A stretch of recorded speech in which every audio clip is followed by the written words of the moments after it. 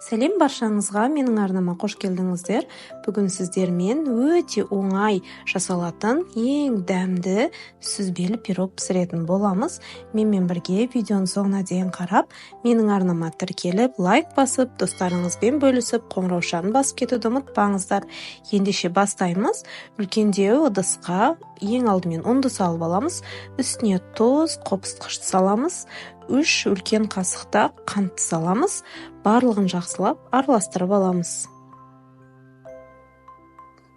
Сары майды дәл осы видеодағыдай ұнға бөлеп тұрып, өкіштен өткізіп аламыз. Сары май тоңазытқышта тұрған болуы керек.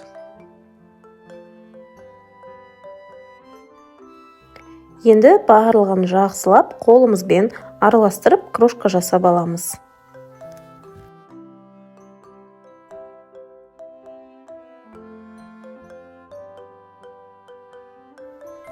Міне дәл осындай көріністе болады.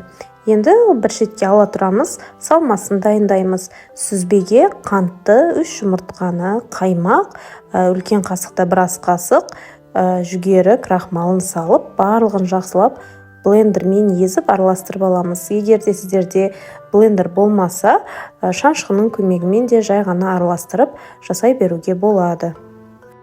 Енді форманың астына пергамент қағазын салып дайындап аламыз. Формамен де 26 диаметрлі ұнның 3-тен 2 бөлігін формамызға жайғастырып шығамыз. Қолымызбенен осылай тегістеп шеттеріні, бортиктерін шығарып аламыз.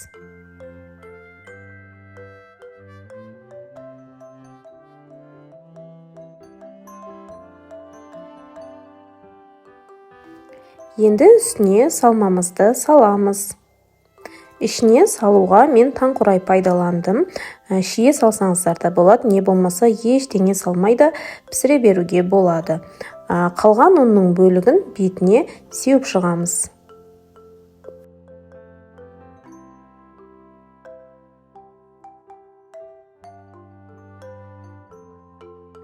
Дәл видеода көргендеріңіздей үстіні кішкене тегістеп жібереміз. 180 градуста қызып тұрған пеште 35-40 минут уақытта пісіріп аламыз.